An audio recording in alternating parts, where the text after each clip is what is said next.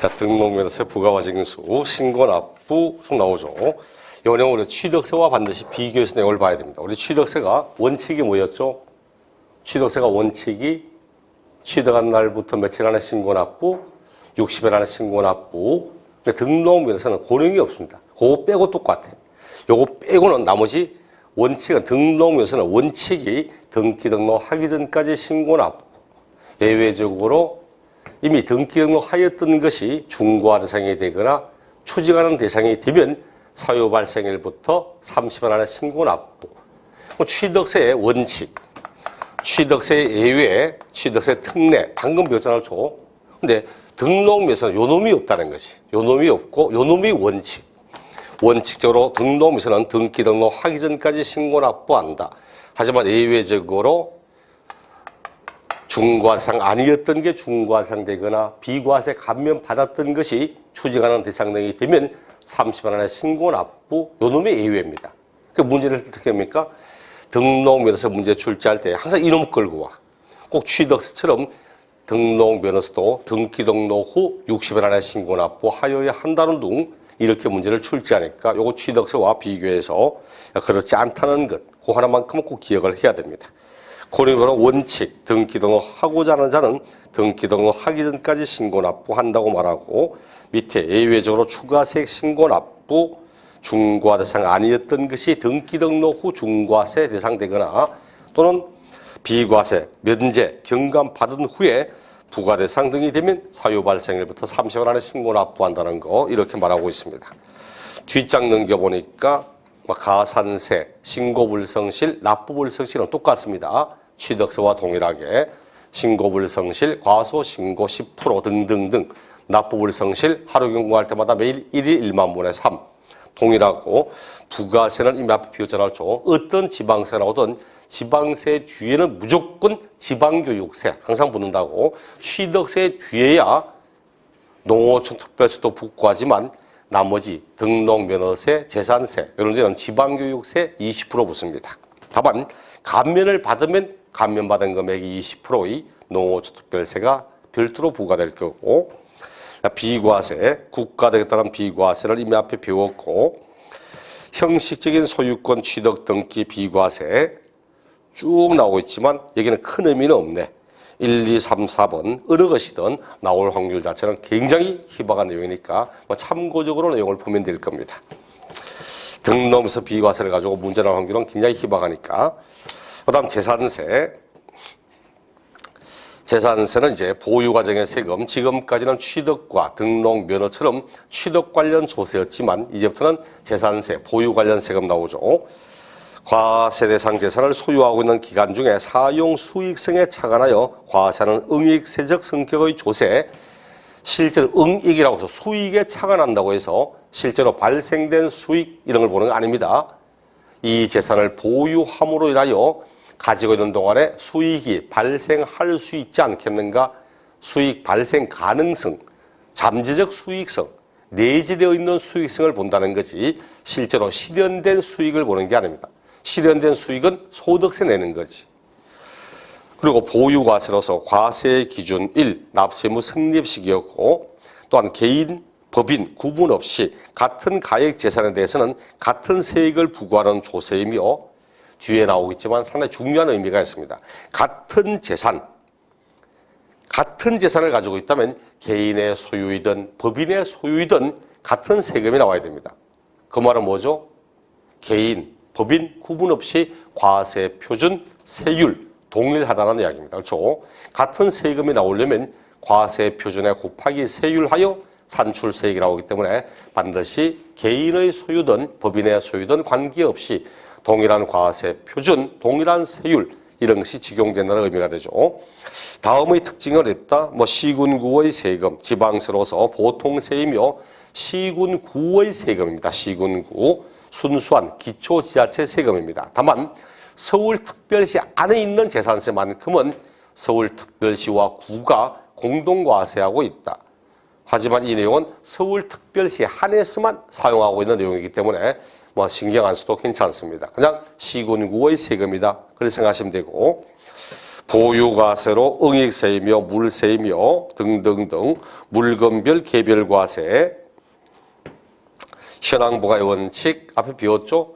공부상의 용도와 사실상의 용도가 다르면 사실상의 용도에 따라 과세하자는 이야기였고, 그다음 사실과세, 등기 등록 허가 등과 관계없이 과세한다는 의미였고, 종가세, 당연하죠. 우리 시험에 나오는 조세 가운데 종량세를 쓰는 세금은 등록 면허세밖에 없다 했으니까 나머지 금액과 가액을 바탕으로 세액을 산출하는 종가세를 씁니다. 가끔 가다가 토지의 면적에 따라 이런 말로 하면 틀립니다. 면적을 바탕으로 세금을 산출하고 하면 종량세라는 뜻입니다. 반드시 금액과 가액을 바탕으로 세금을 산출할 거고, 그다음 비례세를 쓰되 이제부터 누진세도 씁니다. 누진세도 재산과 소득에 대해서는 누진세를 쓴다고 했습니다. 정액 깔리면 시험에 나오는 조세 5개 가운데 취등록만 누진세를 쓰지 않고 재산세, 종합부동산세, 소득세는 누진세를 사용하고 있다고.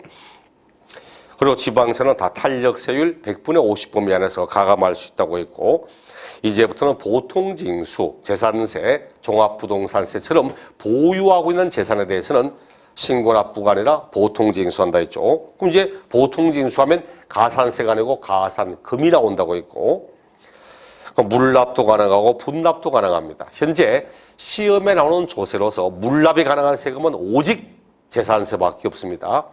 작년까지만 해도 소득세, 양도소득세, 종합부동산세도 물납이 가능했지만 올해부터는 양도소득세, 종합부동산세 물납제도가 폐지됐기 때문에 이제는 물납이 가능한 세금, 이렇게 말하면 오직 재산세 딱 하나밖에 없습니다. 시험에 나오는 조세로는. 그리고 분납 나누어 낼 수도 있다. 분납이 가능한 세금은 이제 재산세도 있고 종합부동산세도 있고 소득세도 있지만 일단 분납이 가능합니다. 그리고 소액 징수 면제, 고지산장당 세금 2,000원 미만일 때는 징수하지 않습니다. 우리 고지산장 보내는데 비용 얼마쯤 들어가는지 압니까? 한 장의 고지서 보낼 때 비용 얼마쯤 들어가겠습니까? 50원? 고지서가 그냥 날라오니까 그렇죠? 고지서가 그냥 아무 표시 없으니까. 문제는 그게 우체국과 협의가 돼서 그렇지 우표를 원래 붙여 나오는 겁니다. 서로 협의에 따라서 그 생략한 거지. 일단 우표만 붙여도 얼마 가야 돼? 몇백 원씩 가야 되거든. 고지산장 오는데 비용이 최저 1,800원 들어갑니다. 1,800원. 원. 우편 비용 들어가야지. 거기에다가 전산기록 비용 들어가야지. 인건비 들어가거든. 인건비가. 이런 식으로 1,800원 들어갑니다. 그럼 1,000원 받으려고 고지서 보내면 오히려 손해보잖아.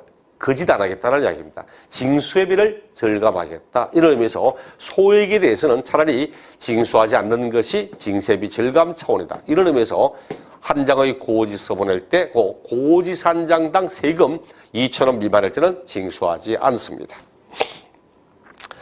자, 과세주체 시군구라고 있고 과세 대상봅니다. 자, 과세 대상. 재산세는 무엇을 대상으로 세금 부과하는가? 토지, 건축물, 주택,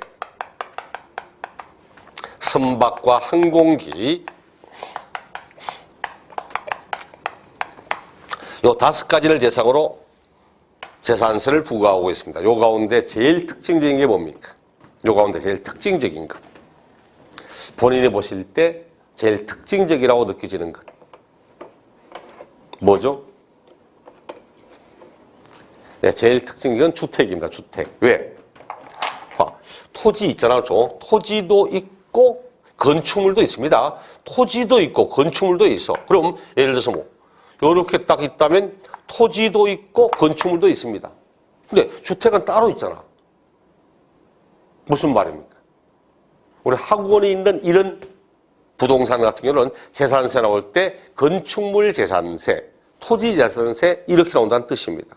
근데 주택은 따로 말하고 있다는 것은 주택은 토지에도 포함시키지 않고 건축물도 포함시키지 않고 반드시 토지와 건축물을 통합하여서 주택에 대한 재산세 별도로 부과한다는 뜻입니다.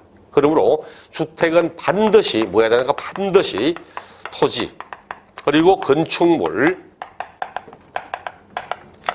놈을 통합하여서 과세합니다. 통합하여서 과세한다고. 반드시 그렇다는 얘기입니다. 반드시 예외 없다는 뜻입니다.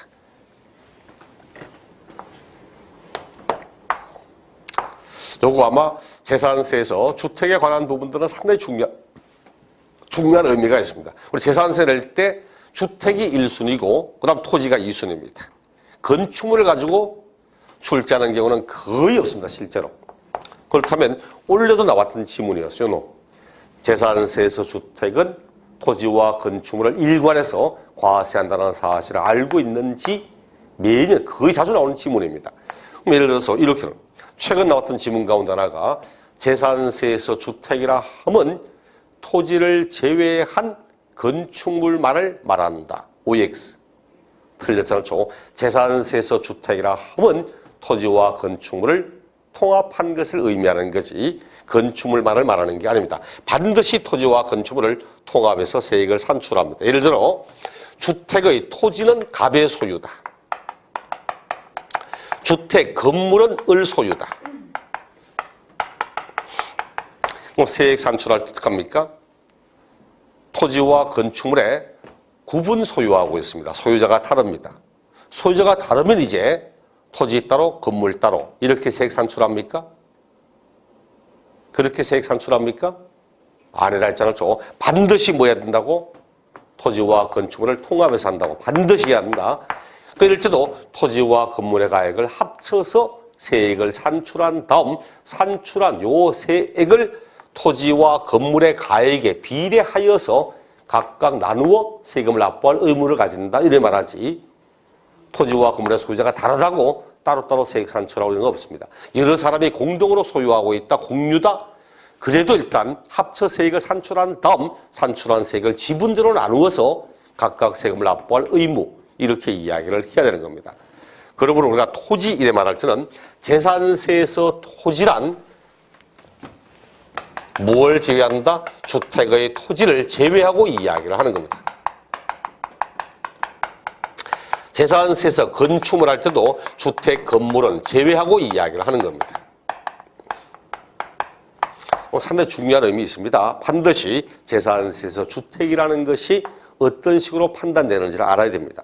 교재 보니까 1번 자 토지 공간정보의 구축 및 관리 등하는 법률에 의해서 지적 공부의 등록 대상이 되는 토지 및 사실상의 모든 토지를 말한다. 등록된 토지를 말하는 게 아니죠. 등록 대상이 되는 토지 그리고 사실상 모든 토지를 의미하는 뜻입니다. 단 주택의 부속 토지는 제외한다고. 두 번째 건축물도 무허가 건축물 포함 이렇게 나와 있죠. 사실주의 과세를 나타내기 때문에 등기, 등록, 허가 등의 형식과 관계없이 과세할 거며 또한 현황부가의 원칙에 따라서 공부상의 용도와 실질 용도가 다르면 실질 용도에 따라 과세한다. 다만 끝에 세 번째 줄에 단 주거용 건축물은 제외한다 이렇게 표현하고 있습니다. 대신 주택, 건물과 토지를 통합하여 과세한다고. 통합하여 세 번째 줄에 이 경우 주택은 주택용 건물과 부수 토지를 통합하여 재산세를 과세한다. 상당히 중요한 말입니다. 주택용 건물과 토지를 통합하여서 과세하고 있다고. 그리고 앞에 취득세 할 때 봤듯이 우리 취득세 할 때 건물은 있는데 그 건물에 있는 토지에 경계가 없기 때문에 어디까지가 부속 토지인지 알 수가 없다. 그럼 어디까지라 했습니까? 어디까지라고? 건물은 있어요. 건물은 있는데 담장이 없어. 담장이. 그러다 보니까 어디까지가 이 건축물의 부속 토지인지 알 수가 없더라.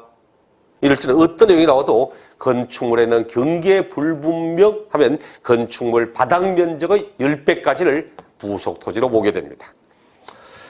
여기도 이 경우 주택 부속 토지의 경계가 명백하지 않을 때는 주택의 바닥 면적의 10배에 달하는 토지를 부속 토지로 본다고. 이거는 취득세 별장할 때, 취득세 고급 오락장할 때 다 나오는 이야기입니다. 어떤 조세를 하든 건축물에 있는 토지의 경계가 분명하지 않아서 나오면 바닥 면적의 10배까지 부속 토지 이래 보시면 되고, 밑에 알아두기 겸용주택의 구분 이런 게 겸용주택의 구분. 이거 잠깐 애매합니다, 이게. 겸용주택이라는 것이 주거와 주거하는 용도가 함께 사용되는 것을 의미하는 뜻입니다. 이런 거 많이 보시죠? 어디 가면 이런 거 있습니까? 단독주택에 가면 1층에는 점포돼 있고 2층에는 주거용, 2층 양옥집 가면 이래가지고 여기는 뭐 점포로 만들어 놓고 여기는 주거용으로 쓰는 집 굉장히 많이 있잖아요. 그게 아니면 4층짜리.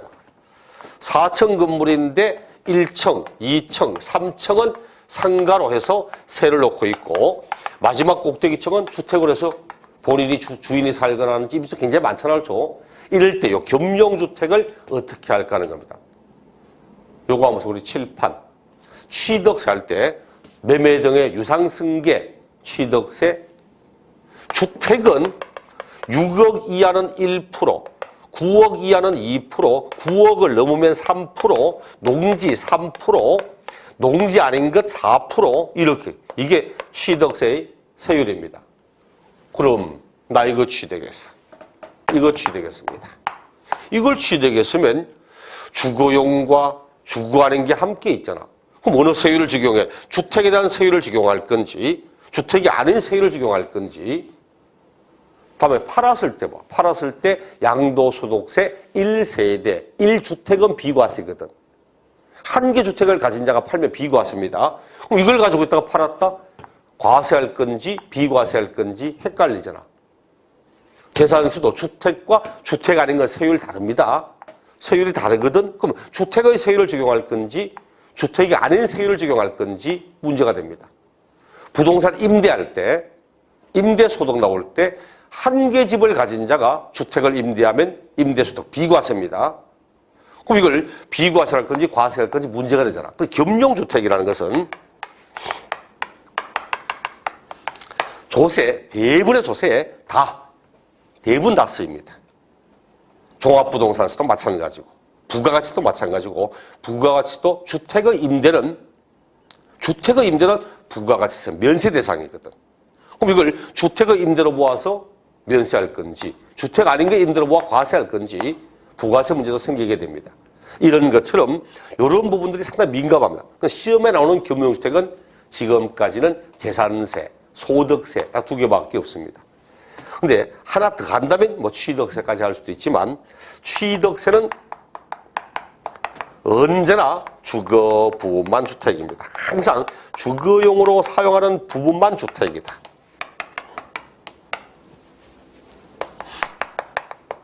취득세는 주거용으로 사용되는 부분만 주택입니다.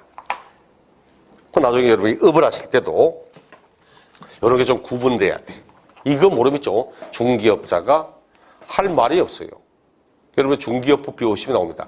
중개업자는 부동산을 취득하고자 하는 자에게 취득 관련 조세의 계략적인 상황을 설명하도록 되어 있습니다.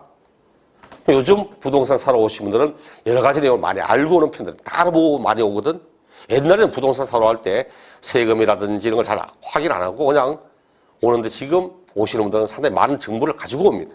그러니까 또 와서 하는 말이 이거 취득하면서 나 이거 취득세 낼 때 작년에 보니까 뭐 주택 세율 새로 생겼던데 이거 주택 세율입니까? 주택 아닌 세율입니까? 묻는데 멍 때리고 있으면 안 되잖아요. 설명을 해야지.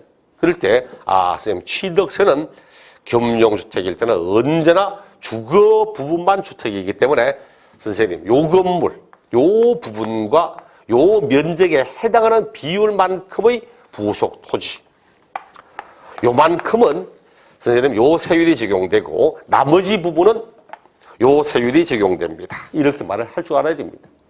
그럼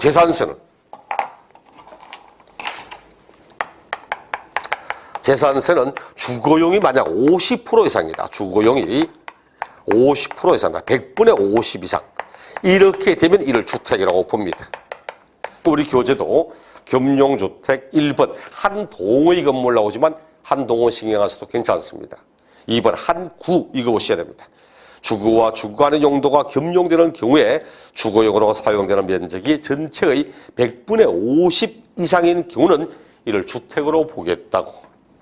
주거용이 50% 이상이면 주택입니다. 그럼 만약 주거용이 50% 이상이다? 그럼 전부 주택이랍니다. 하지만 50%가 되지 않는다? 그럴 때는 각각의 내용으로 판단합니다. 각각으로. 소득세. 소득세는 주거용으로 사용하는 부분이 주거하는 용도보다 클 때만, 주거용으로 쓰는 부분이 아닌 보다 클 때만 전부 주택입니다. 대신 주거용의 부분이 아닌 부분보다 적거나 같다. 그럴 때는 주거 부분만 주택입니다.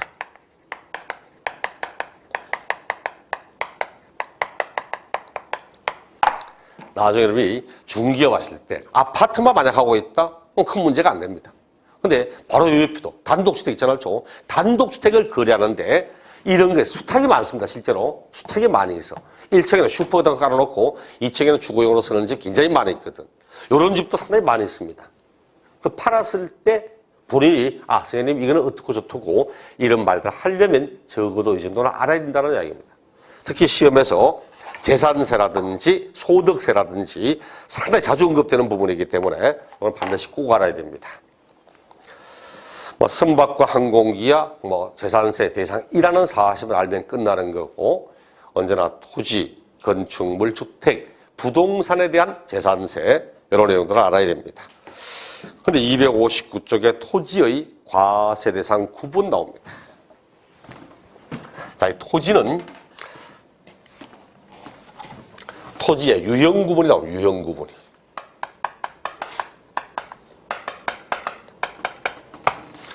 토지에 대해서는 유형을 나누어서 사용을 하고 있습니다.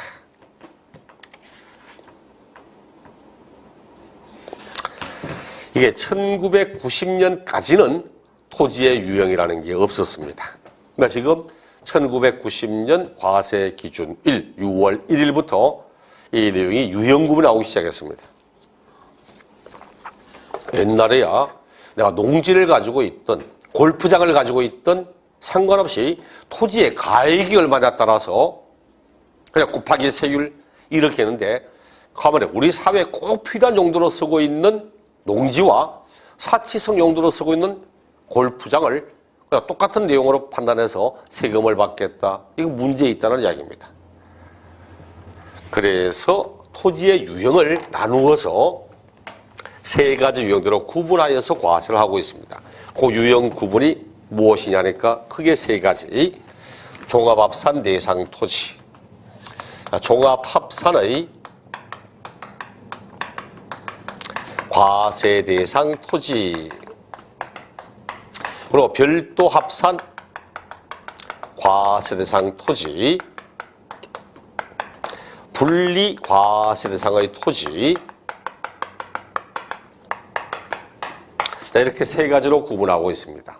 저기 보니까 원래 지방세는 물세로서 개별 과세합니다.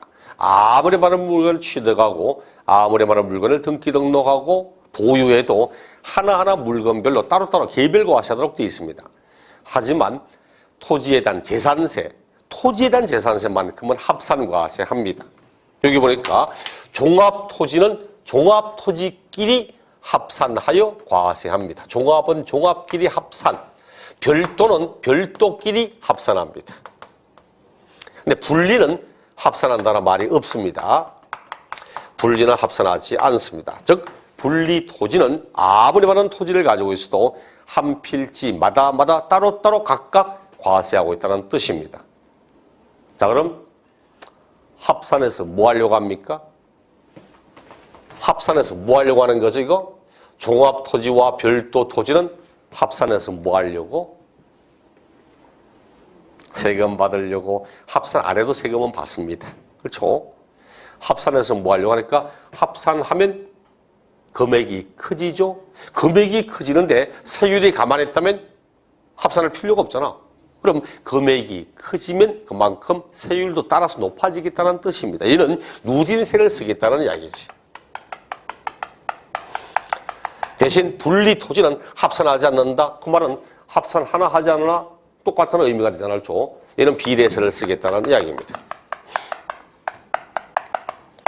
여기에 있죠. 뒤에 가면 요 놈들이 종합부동산세 대상이 됩니다. 종합부동산세의 대상이 됩니다. 얘는 종합부동산세와 아무 관계가 없습니다. 그래서 재산세의 토지 유형이 구분되지 않으면 종합부동산세 문제도 풀 수 없다는 뜻이 됩니다. 작년 같은 경우도 다음 종합부동산세 대상에 해당되는 걸 찾아라 나오는데 전부 토지의 유형 구분과 관련된 지문을 2개씩 집어넣고 합니다. 저작인도 그랬고. 그러니까 이렇게 토지의 유형 구분은 과거에는 10번 치면 10번 다 나왔습니다. 근데 지금은 그 정도까지는 아니라도 10번 치면 최저 한 8번, 9번, 8, 9번, 확률상 8, 90%. 굉장히 높은 확률입니다. 만약 1기부터 보는데 오늘 비올 확률 80%다.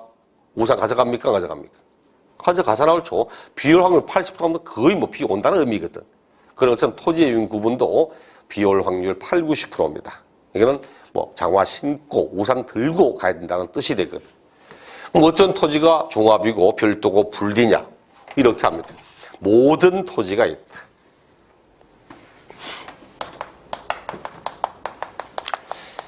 등록, 등재부와 상관없이 모든 토지가 있다. 그 가운데 우리 법은 이러한 용도로 사용되는 토지는 분리과세하겠다. 이렇게 말하고 이러한 용도로 사용하는 토지는 별도 합산과세하겠다. 종합은 뭐냐니까? 종합은 분리와 별도를 제외한 나머지 토지는 종합합산 토지다. 이렇게 표현하고 있습니다. 뭐 이렇게 말해도 무엇이 분리며 무엇이 별도며 무엇이 종합인지 의미 자체가 사실 확실하지 않습니다. 그렇다면은 또다시 대한민국 헌법 갑자기 기억나 121조인가 헌법 규정에 국토가 무엇인가 설명합니다. 헌법에서 국토가 무엇인가 하니까 이렇게 표현합니다. 국민 모두의 생산과 생활의 기반이 되는 국토.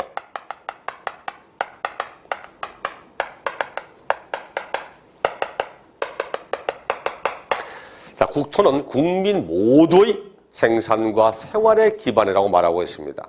이런 국토를 어떻게 사용해야 됩니까? 어떻게 사용해야 되죠? 잘 사용해야죠.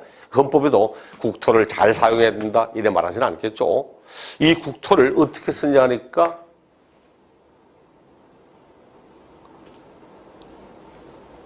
공공복리의 정진에 적합하게 자연환경의 보존도 생각하면서 효율성 있게 이렇게 사용을 하자고 말합니다. 그래서 이런 것들을 위해서 뭐 하자냐 하니까 국민들에게 규제도 가할 수 있고 의무도 부과시킬 수 있다고 이런 식의 내용들이 쭉 뒤에 연결되어서 나오게 됩니다. 그럼 이제 첫째 뭐라 하니까 토지라는 것은 국민 모두를 위해서 사용하는 공공성에 관한 부분이지 사적 이익을 위해서 사용해야 될 그런 재산은 아니라는 뜻입니다. 첫째 이제 무엇에 따라서 토지의 유형을 구분하고 있냐니까 어떤 용도로 사용하는 것이 가장 토지가 바르게 올바르게 사용될 것인가 하는 겁니다. 토지를 어떻게 이용하는 게 제일 바람직합니까? 어떤 식으로 토지를 사용하는 게 제일 바람직하죠? 국민 모두의 생산에 이용되는 토지 이게 제일 바람직하게 사용되는 겁니다. 사실 먹거리가 제일 중요하잖아요. 일단 먹고 살아야지. 논이다, 밭이다, 육류를 생산하고 있는 목장이다, 과일을 생산하는 과수원이다, 그리고 제조업의 공장들 우리에게 필요한 여러 가지 재화를 생산하고 이게 제일 중요한 겁니다. 그래서 여러분 앞으로 토지의 유형을 할 때는 무엇을 근거로 나왔는지를 이해를 해야 됩니다. 첫째, 생산 관련 토지가 나와. 생산 관련 토지. 생산하진 않아도 공익적인 용도로서는 공익 목적의 토지. 저기 있죠? 우리 종합, 별도, 분리 이 내용은 첫째 근거는 과연 어떻게 사용하는 것이 사람들에게 제일 바람직하게 이용되고 있을까? 이걸 근거로 나눈 겁니다. 그럼 생산 관련 토지 그리고 공익적인 용도로 쓰는 토지 이게 제일 올바르게 사용되고 있다. 여기에 들어가는 게 바로 농지, 목장, 공익 목적의 임야 그리고 공장, 주택 공급용, 산업 공급용 이런 토지. 그려보세요. 우리 사회에 필요한 먹거리를 제공하고 있다.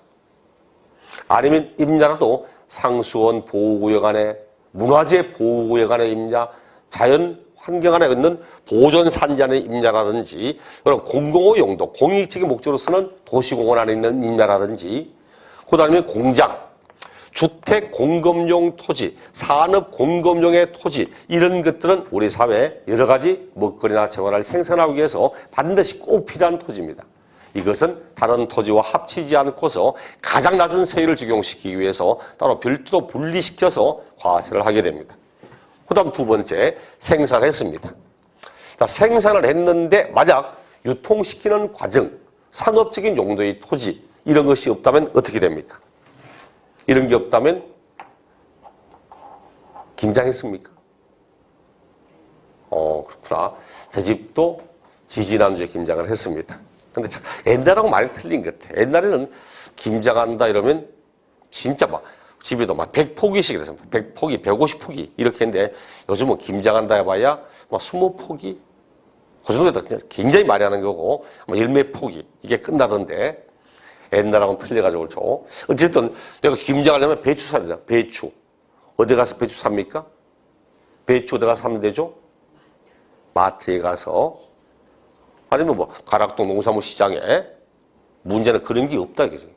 마트가 없어요. 시장이 없어요. 왜? 상업적인 목적으로 이용되는 소재가 전혀 없다면 어떻게 됩니까? 반드시 산지를 갔다 와야 되잖아요. 그렇죠?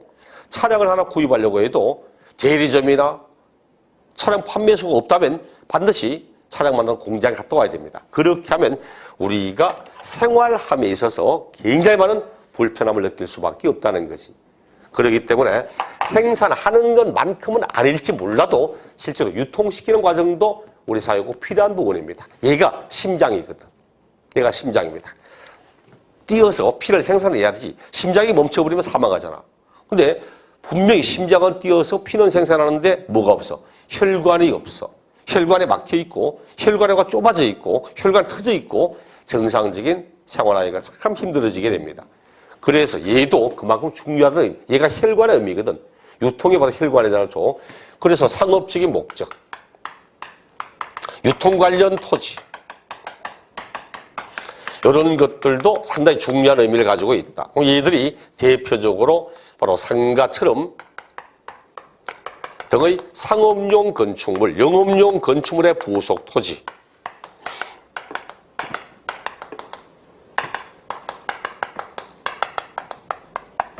이런 것들이 나오게 됩니다. 그럼 어떤 용도로 쓰는 게 제일 바람직하지 않습니까?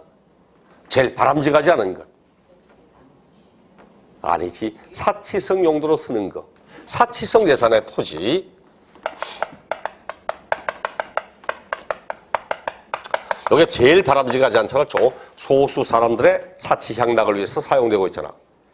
그렇다고 우리 앞에 취득세 할 때 사치성 재산 뭐뭐 있었습니까? 취득세 사치성 재산 별장, 골프장, 고급 오락장, 고급 선박, 고급 주택. 자, 그럼 이게 고급 선박하고 원래 토지는 아무 관계 없잖아요. 그럼 고급 선박은 빼고, 그럼 재산세에서 토지라 하면 주택의 토지를 빼고 합니다. 그럼 별장 빼고, 고급 주택 빼고, 남는 게 딱 두 개밖에 없잖아.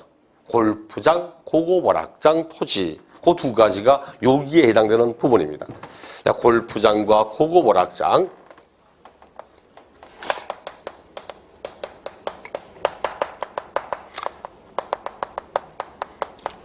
이렇게 나누어서 제일 바람직한 생산 관련 토지. 얘는 우리 사회에 진짜 올바르게 반드시 꼭 필요한 토지이기 때문에 낮은 과세하겠다. 그리고 극단적으로 끝에 사치수 용도로 쓰기 때문에 얘는 높은 세금을 받기 위해서 다른 토지와 합치지 않고 따로 분리시켜 과세합니다. 요 두 가지를 합쳐서 분리과세라고 말합니다. 이게 분리 대상 토지입니다. 왜 분리시킵니까?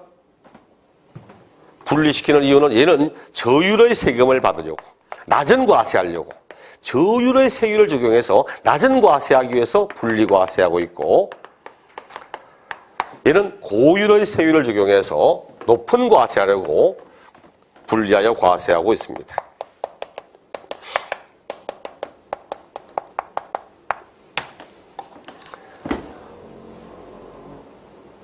어디 가서도 이런 내용은 아마 듣기 힘들 겁니다.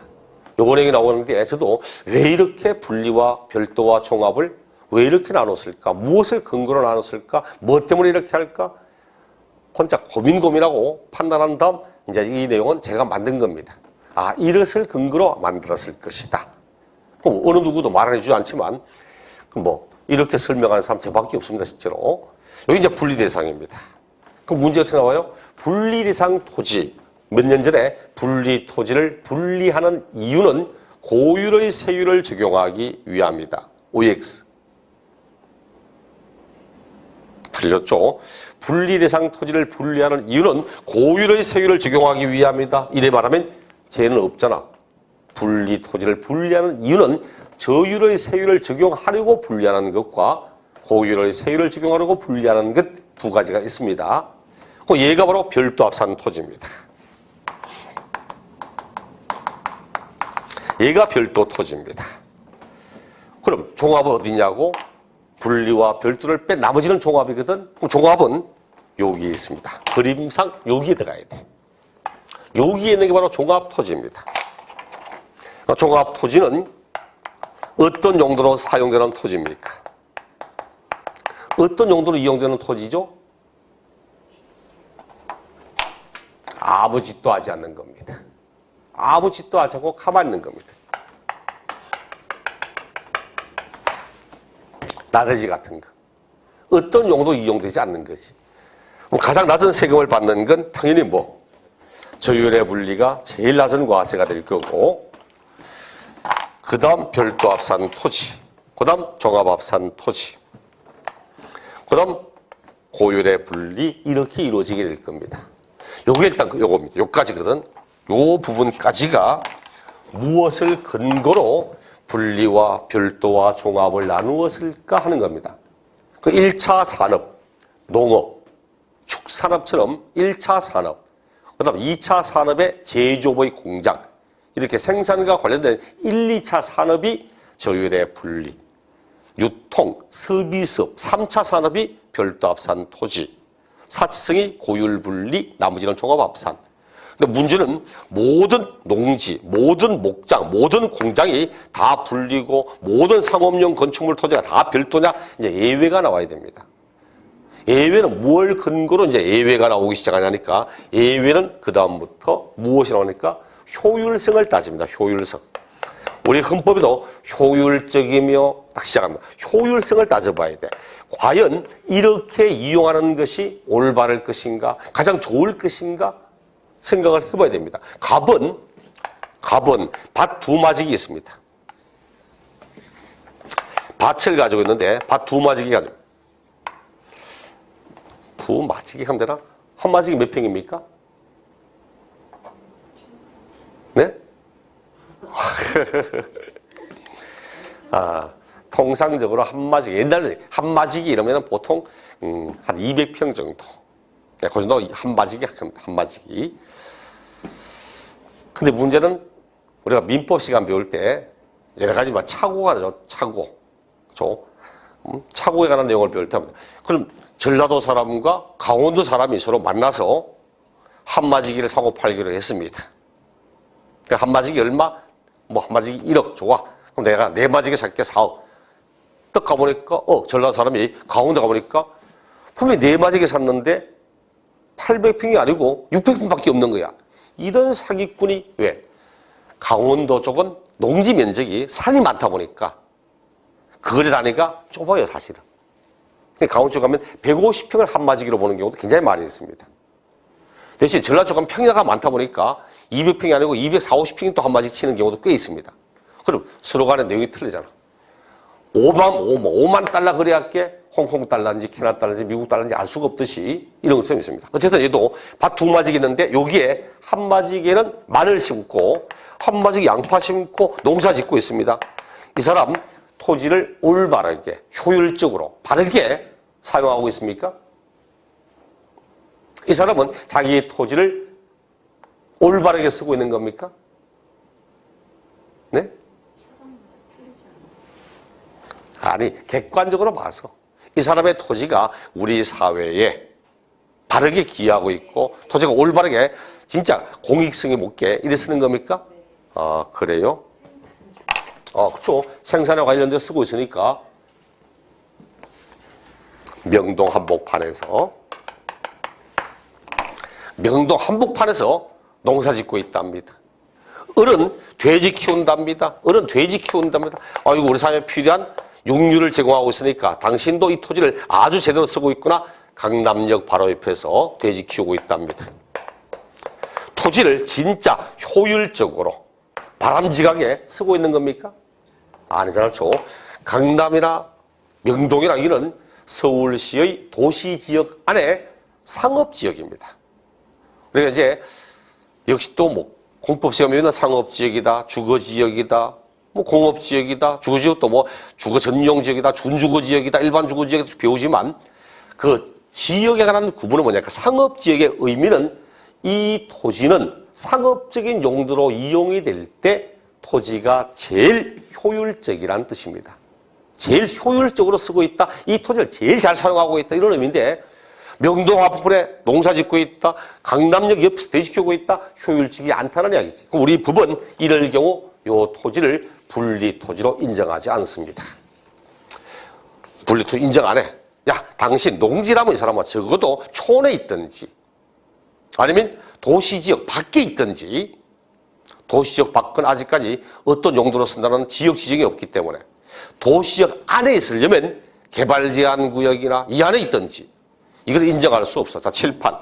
자, 이걸 분리토지 인정하지 않습니다. 그럼 분리토지로 인정하지 않으면 일단 분리가 아니야. 그럼 저 토지가 상업용 건축물 부속 토지입니까?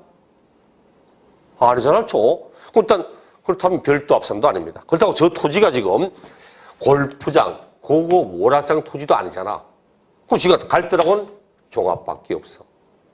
그러니까 우리 법은 이래 말하는 농지가 있을 위치가 아닌데 만약 농지가 있다. 그럴 때는 이 토지는 분리로 인정하지 않고 종합합산 토지로 보겠다.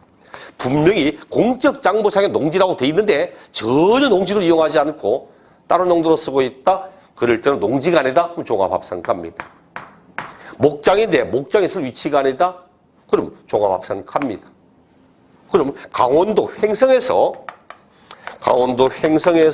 소 키우고 있다. 이건 유명하죠. 횡성, 한우, 말라고잖아요. 횡성에 소 키우고 있다. 이 사람은 바람직하게 토지 이용하는 거 맞죠? 농지가 목장이 있을 위치에서 목장하고 있으니까 문제는 목장은 10만 평인데 소는 한 마리밖에 없어. 소 한 마리밖에 없습니다.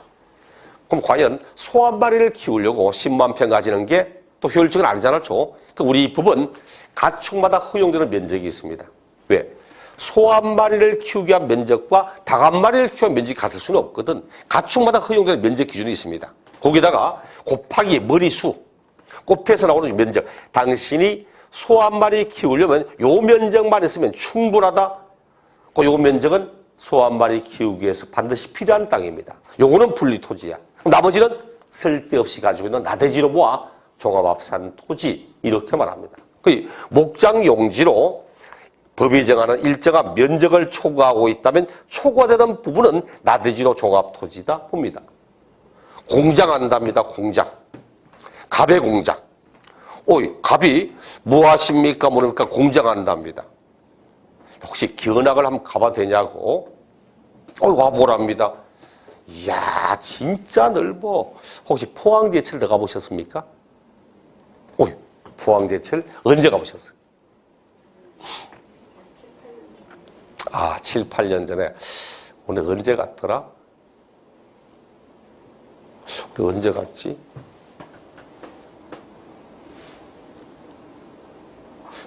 초등학교 졸업할 때인가? 그때 막 이제 현대장사 생기고 포철 생기고 이럴 때 우리 학생들에게 우리나라가 이만큼 발전했다는 걸 보여주기 위해서 수학여행 말고 별도로 해가지고 제가 현대장사 안에 가서 차 시스템 나오는 것도 보고 포철 안에 가서 보기도 했습니다. 실제로. 근데 이 양반 포철만큼 넓은 면적을 찾아서 공장하는 거야. 너무너무 넓게. 뭐 수도권 산업에서 부평에 있는 대우자동차 그만큼 넓게 차지합니다. 야, 당신 하는 업종이 뭔데 이만큼 늘려니까 인형 만드는 공장 한답니다. 인형 만들고 있답니다. 막 미인형인지 뭔지 인형 만든답니다. 아니, 인형 만드는 공장 하면서 그만큼 포철만큼 넓은 면적 필요합니까? 그거 아니잖아. 또다시 우리 법은 공장은 업종에 따라서 업종별 면적이 딱 정해져 있습니다. 업종을 허용 면적이. 당신 인형 만드는 공장 하려면 요만큼만 있어도 이 공장은 충분히 할 수 있다? 그럼 요 면적은 이 업종을 하기 위해서 필요한 땅이잖아. 요만큼은 분리 토지다. 나머지는 당신 업종과 상관없이 그냥 나올고 있는 땅 나대지다. 보는 겁니다. 이게 종합 토지가 돼. 상업용 건축물도 마찬가지입니다. 쪼매난 구멍가게 하면서 땅은 거의 뭐 10,000평씩 차지하고 있고 이게 말이 안 되거든. 그래서 여러분이 보실 때 아니고 이거예요. 농지가 농지 있을 위치가 아니다. 종합 토지. 목장 있을 위치가 아니다. 종합 토지. 목장으로서 면적이 초과된다. 나대지 종합 토지. 공장으로 면적이 초과된다. 종합 토지. 상업용 건축물인데 부속 토지가 면적이 초과된다. 종합 토지. 무허가 건축물이다. 종합 토지. 이런 식으로 가게 됩니다. 그리고 원칙이 종합이라고 시작하는 것은 예외는 또 분리가 합니다.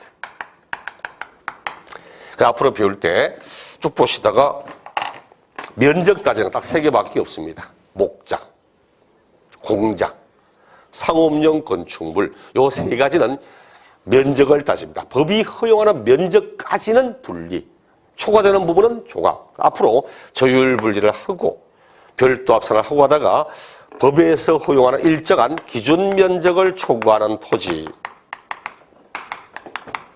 이렇게 나오면 이 초과 부분은 나대지란 의미이기 때문에 이것이 종합 토지가 됩니다. 이렇게만 알아도 머릿속에 토지의 유형 구분, 무엇을 근거로 나누었을까?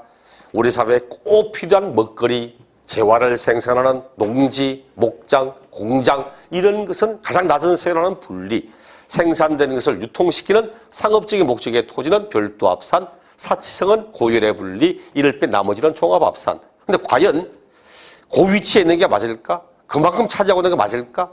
아닐 건데 농지가 도심지 한복판에 농지가 맞지 않잖아.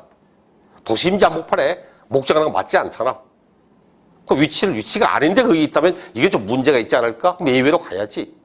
과연 그만큼 면적 차지 소 한 마리 키우는데 딱 10,000평 필요할까? 아니겠지? 그럼 한 마리 키울 만큼만 인정하지. 초과되는 건 나대지잖아. 종합합산. 이런 식으로 자꾸만 이해를 하고 봐야 돼. 이해를 하고.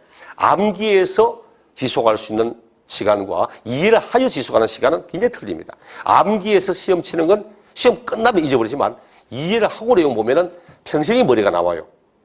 그래서 이런 문제 이해하시고 내용 봐야 됩니다. 물론 다음에 우리 세부적으로 1, 2월 할 때는 하나하나 농지, 목장, 하나하나 세부적으로 분리와 별도와 종합을 다 이야기할 겁니다. 근데 지금은 머릿속에는 무엇이 분리다, 무엇이 별도며 어떻게 하면 종합한다 이런 걸 생각하시면 될 겁니다. 지금 뭐 세부적인 내용들은 지금은 보지 않을 거고 잠시 후에 우리 263쪽 재산세 과세 표준 세율 그 내용부터 보겠습니다.